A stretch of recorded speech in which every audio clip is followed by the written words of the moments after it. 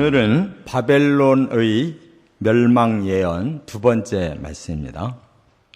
우리가 앞에서 하나님의 계획을 이제 밝히셨는데 지금까지는 바벨론을 크게 들었었지만 그들은 오히려 더 악한 자들이기 때문에 이제는 바벨론을 하나님 심판하겠다 하는 것을 이미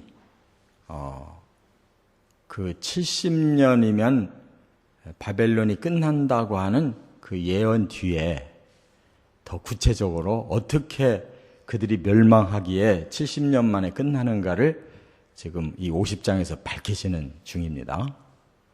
그래서 앞에 1절부터 16절까지 어제 상고했는데 바벨론보다 더 북쪽에 있는 나라를 쳐들어오게 하겠다. 그게 바로 역사적으로 메대와 파사라는 두 나라가 연합해서 고레스라고 하는 아주 유명한 왕이 바벨론을 멸망시키고 메대 파사, 그 후에 바로 페르시아라는 나라 제국을 이룬 겁니다. 역사적으로 그대로 성취됐고요. 또 그것은 유다를 위해서예요. 유다가 70년 만에 포로가 끝날 것이다 라고 말씀한 것이 바로 이로 인해서 유다는 포로가 끝난다는 것을 구체적으로 입증하신 거고, 그 다음에 바벨론을 왜 이렇게 멸망시키느냐, 그들의 죄 때문이다, 범죄 사실 때문이다 라고 말씀한 거예요. 그러니까 하나님은 그 모든 그 계획과 말씀이 아주 졸가리가 있는 겁니다. 시작부터 끝까지가 다 정확한 뜻을 가지고 하시는데 죄에 대해서는 하나님 용납 못한다네. 나라도 민족도 개인도 그 죄에 대해서는 반드시 공의롭게 처단하신다. 이게 원칙이에요. 그래서 오늘은 도대체 어떤 죄를 졌느냐, 그거를 구체적으로 오늘 밝히시는데 이제 네 가지 말씀을 하셨어요. 첫째, 17절부터 20절까지는 선민의 죄를 용서하신다 하는 거예요. 하나님께서 먼저 선민부터 그 죄를 물으셨기 때문에 바벨론에게 잠깐 심판권을 주신 거예요. 근데 이제는 때가 되면 선민의 죄를 용서하시겠다는 거예요. 그러니까 하나님은 죄에 대해서 아주 중요하게 생각하시지만 공의로만 집행하는 하나님이 아니라 사랑으로 해결하시는 하나님이에요. 여러분, 이 땅도 뭐 사법을 개혁하고 뭘 어떻게 하고 아무리 한다고 이 땅에 죄가 없어집니까? 천만에요. 서로 보복을 하게 돼 있어요. 그렇게 해서 죄가 해결 안 됩니다. 공의로 뭐가 옳으냐 그르냐는 구분이 필요하지만 해결 방법은 그렇게 심판한다고 해결되는 게 아니에요. 용서해야 해결되는 겁니다. 할렐루야. 이게 하나님의 말씀이고 이것이 완성된 게 예수님의 십자가와 부활의 복음이라는 거예요. 그걸로 밖에는 해결될 길이 없어요. 너나 나나 다 죄인이고 하나님의 용서를 받고 우리 사람도 용서해야, 그래야 하나님의 그 사랑 안에서 구원이 있는 거예요. 그렇기 때문에 이제 선민을 용서할 차례고 그 선민을 지나치게 잔인하게 했던 바벨론은 이제는 심판당할 차례가 됐다는 뜻이에요. 그러므로 이스라엘은 흩어진 양이었다. 여러분, 흩어졌다는 말은 뭐예요? 다시 모으고 싶다는 뜻이잖아요. 잠시 그들의 죄 때문에 흩었다는 거예요. 그래서 아수르 왕이 그들을 먹었고 바벨론의 느부갓네살이 그들을 꺾었었다. 그러나 이건 과정이라는 거예요. 그대로 끝나는 게 아니라 이제는 만군의 여호와가 바벨론 왕을 이제는 벌할 때가 됐다. 그러면 지배하던 바벨론 왕을 벌하면 그 밑에 포로로 살고 있던 그들은 거기서 빼내야겠다는 뜻이에요. 그래서 결론은 뭐예요? 남긴 자를 용서하리라. 이게 하나님의 생각이세요. 이 세상이 아무리 악하고 타락하고 다 그냥 쓸어버려야 될 것 같은데 하나님 끝까지 사람을 남기셔서 끝내는 구원하신다는 거예요. 이게 하나님의 계획이고 앞으로 남은 미래에 있을 일이에요. 결국은 하나님은 사람을 남기셔서 용서해서 구원하고 아예 하나님처럼 하나님 나라에서 함께 살자고 이렇게 사람을 축복하고 계시다는 거예요. 두 번째, 21절부터 32절까지는 교만한 바벨론을 멸절시키신다 이렇게 말씀했어요. 그러면 바벨론을 하나님이 어떤 죄목을 가지고 이렇게 심판하시려고 하느냐? 교만이라는 거예요. 교만. 이 교만이 얼마나 큰 죄인지 몰라요. 그게 뭐냐면 하나님을 넘보고 하나님을 무시하는 죄. 그 어떤 존재도 하나님을 넘볼 수 있는 존재가 없고 하나님을 무시하고 그 위에 올라설 자가 없어요. 왜냐하면 사람도 천지 만물도 다 하나님 손에 만들어졌는데 주인을 없이 여기고 주인 위에 올라가는 자가 어떻게 그게 용납이 돼요. 그러니까 교만은 결코 용납이 안 되는 겁니다. 그래서 사탄은 영원히 멸망을 받는 이유가 그 교만 때문에 하나님의 자리를 넘보고 하나님을 대적했어요. 쿠데타를 일으켜서 하나님을 이기려고 했던 자예요. 그래서 하나님 앞에서 1차 쫓겨난 자죠.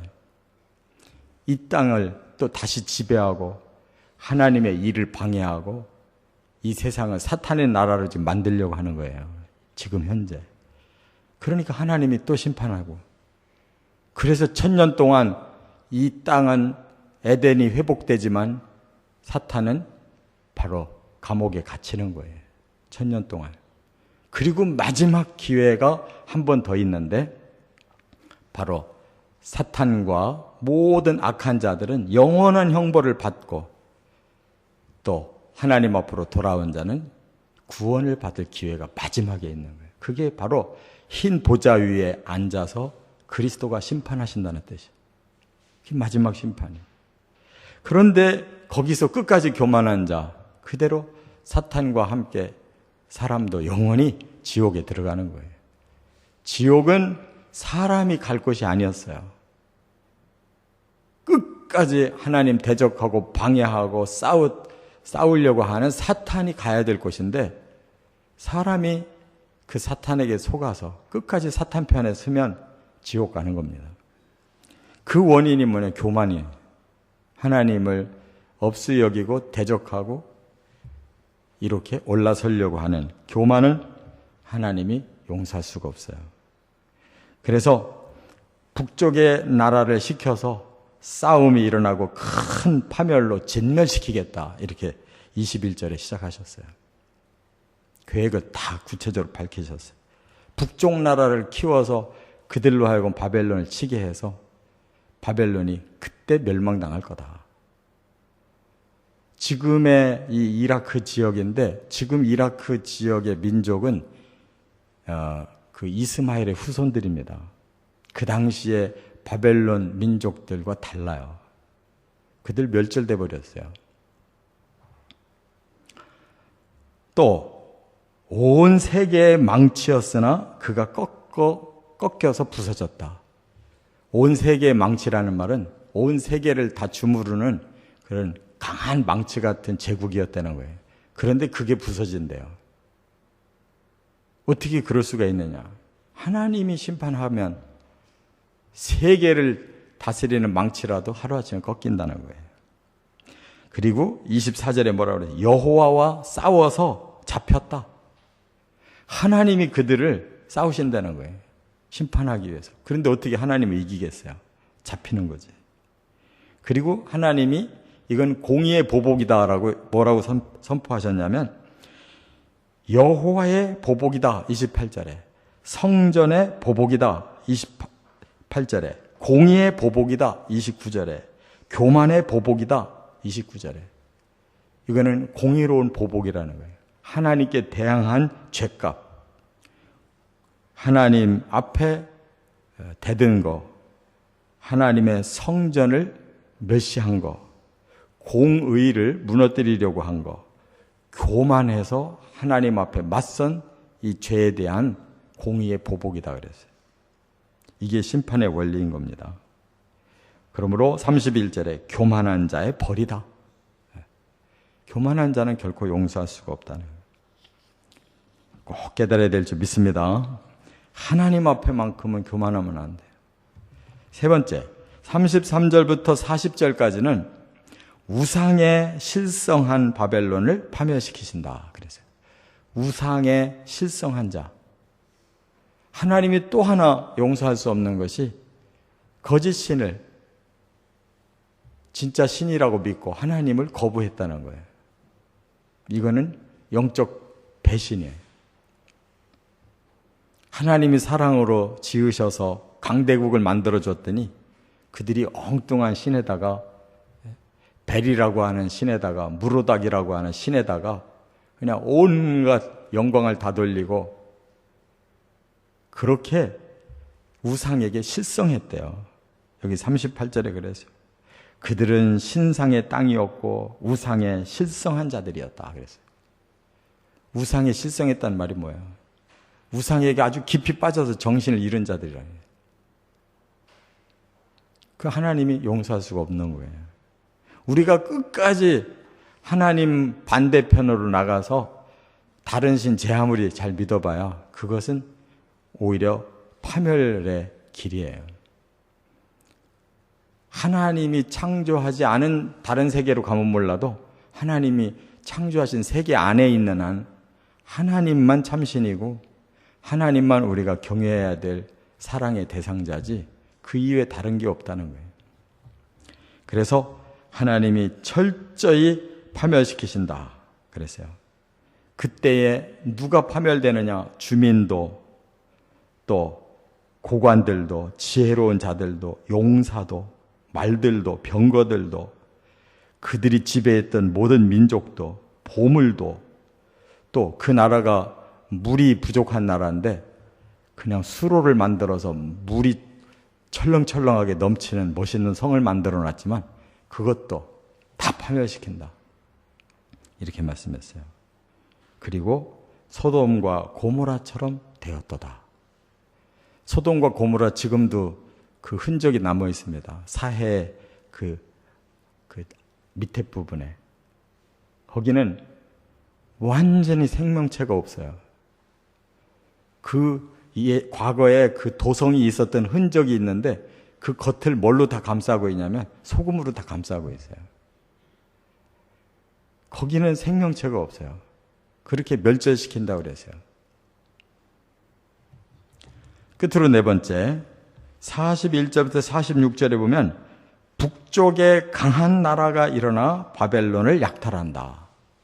이제 구체적으로 바벨론을 칠 나라를 하나님이 세웠다는 것을 구체적으로 밝히셔요. 그래서 그 나라는 큰 나라고 여러 왕이 있는 나라다. 한 민족의 나라가 아니었어요. 여럿이 섞여 있는 메대 나라, 파사 나라, 크게 두 나라인데 그것을 이제 고레스라고 하는 왕이 통합시켜서 바벨론 제국을 무너뜨리고 페르시아 제국을 일으킨 겁니다. 그러니까 이 말씀이 그냥 한 단어 한 단어가 다 정확해요. 그 나라는 여러 왕이 있던 나라고 그 나라는 바벨론보다도 더 큰 나라예요. 더 많은 지역을 지배했습니다. 더 오랜 역사 동안. 그렇기 때문에 하나님이 그들을 충동시켜서 그들이 땅끝에서 일어났다. 땅끝이라는 말은 미미했던 곳이라는 거예요. 이 국제무대에 설만한 위치가 아니었던 저 변들인데 그들을 하나님이 일으켜 세우니까 그들이 큰 나라가 되고 그 여러 왕들이 힘을 모아서 바벨론을 무너뜨린다. 그대로 됐어요. 그들은 잔인하고 그들의 목소리는 파도와 같다고 그랬어요. 그러니까 무서운 자들이라는 거죠. 그들은 말을 타고 무사가 대열을 벌이듯이 그렇게 조직적으로 쳐들어올 것이다. 그렇게 쳐들어왔어요. 또 바벨론은 소문만 듣고도 오금이 저린다 그랬어요. 바벨론은 손 하나 까딱 못하고 그냥 그대로 폭삭 멸망당했습니다. 성경 다니엘서에 나오잖아요. 벨사살 왕이 잔치 벌이다가 성전에 그 기구 가지고 술잔을 따르면서 잔치 벌이다가 그 사이에 메데파사 군대가 쳐들어왔고 내부자가 그 성문을 미리 열어놔가지고 완전히 칼 한 번 쓰지 못하고 멸망당했어요. 그게 성경의 얘기고 역사의 얘기입니다. 일치하고 있어요. 이렇게 예언하신 그대로 됐어요. 그러므로 숲속에 사자가 나타나듯이 칠 것이다.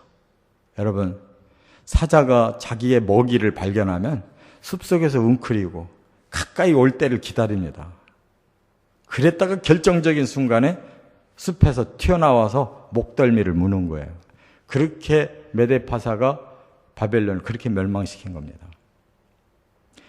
이것이 하나님의 계획이다 그랬어요. 어떤 계획? 내가 택한 자는 세우고 메데파사는 고레스 왕은 내가 세우고 바벨론은 어린 양떼같이 그들은 다 흩어져서 끌려가고 초장을 황폐시키겠다. 바벨론은 싹 쓸어서 없애버리겠다. 그게 하나님 계획이라고 그래요. 그대로 바벨론 제국은 무너지고 그대로 페르시아 제국이 이어서 훨씬 오랫동안 제국을 이뤘습니다. 이처럼 하나님이 역사의 주관자이시기 때문에 참고 참으시다가 결정적인 때가 오면 그렇게 뒤집으셨어요. 그래서 지금까지 어떤 민족도 계속 오랫동안 지배하고 있는 민족이 없는 겁니다. 다 때가 되면 악하면 심판당하고 우리나라도 아무리 길었던 왕조가 500년밖에 안 됐잖아요. 조선이 500년밖에 못 갔어요. 그 마지막에 왜 망했어요? 망할 짓들을 하고 더 이상은 하나님이 두고 볼 수가 없으니까 망하게 하는 거예요. 그러면 정신을 차려야 되는데 사람들이 여전히 정신을 못 차리고 있어요. 이제 우리는 하나님에게 초점을 맞추고 하나님의 원칙이 무언가, 공의에 있다는 거, 그리고 끝에는 사랑으로 구원하신다는 거 꼭 깨달으시고 하나님 중심으로만 살아가시기를 주의 이름으로 축원합니다.